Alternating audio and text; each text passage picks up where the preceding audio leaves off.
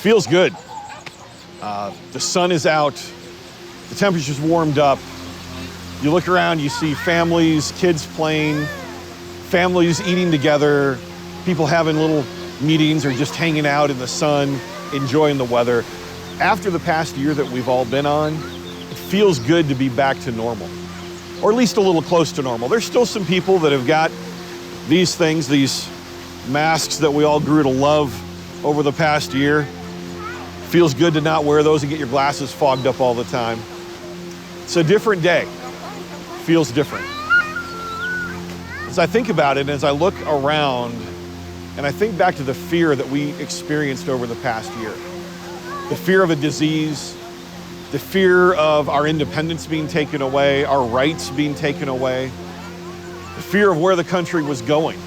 Some of that still remains, but it feels like we're getting a little closer to normal. And that's starting to cause me, well, it sounds ironic, I guess, but that's starting to cause me a little bit of fear.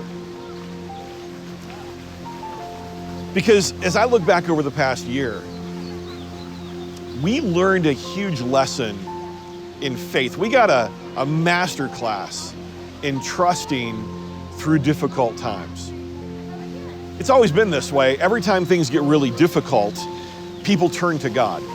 Every time things get really challenging, we start looking at the things that really matter. The randomness, the extra starts to not be quite as meaningful. We start looking for those things that truly give us hope and peace and life. And we did that.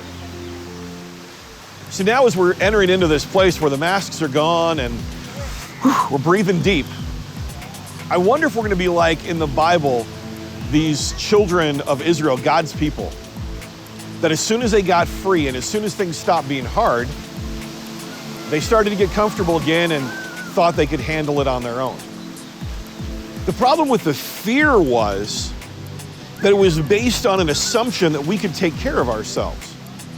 And we could. Before that, our job maybe was secure, our health maybe was secure, whatever it was, and all that got kicked out from underneath us as we hit the whole COVID thing.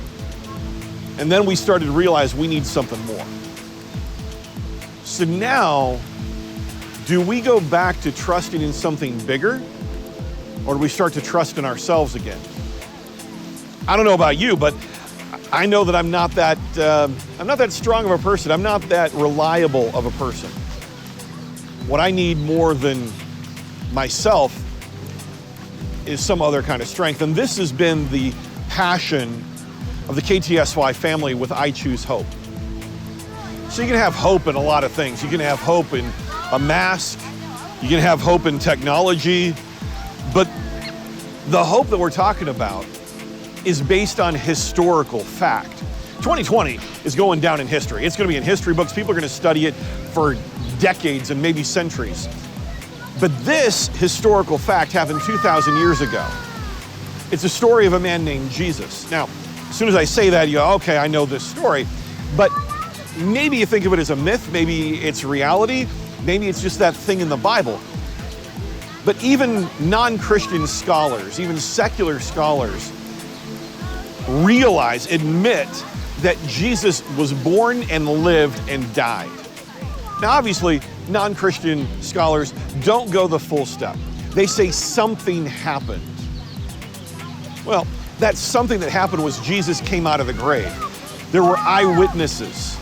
The historical evidence of this happening, the eyewitness testimony is overwhelming compared to most historical events that we study. This guy came out of the grave. So if a man can come out of the grave, he probably can deal with our fear of death, the fear of life that comes into our life, our financial challenges, our relational challenges, whatever it is. There is hope bigger than what we can see. We have hope in the man who said, I'm coming back to get you. Our ultimate hope is in this man who said, I'm coming back to take you back with me. You will have eternity with me. But not just that, I will live with you. He said, in this world, you're gonna have troubles, you're gonna have problems, you're gonna have COVID. But take heart, I have overcome the world. And the guy who came out of the tomb can give you that kind of hope. The guy who came out of the tomb is our reason for hope, whether there's a pandemic or we're just living life. My fear is that you and I would forget this hope and start to think that once again, it's us. It's all about us.